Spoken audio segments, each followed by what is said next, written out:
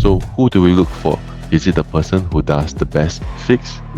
Yes, but at the same time, it's the soft skills that matters a little bit more. So predictive maintenance is coming to a point whereby those people that think they're good, think their solution is the best, probably need to rethink what they're saying also. PDM will be, in my opinion, something that appear in the history books. So it's like, I wouldn't say that AI or tech is kind of replacing jobs. It just makes one person like 10 to 100 times more productive. Actually, in a sense, technology is a way to also communicate. It's a new form of communication. You have to ask yourself that what is inside you.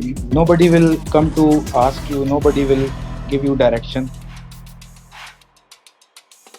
But what they are really looking for is someone who is able to provide the critical insight of, they can see the bigger picture.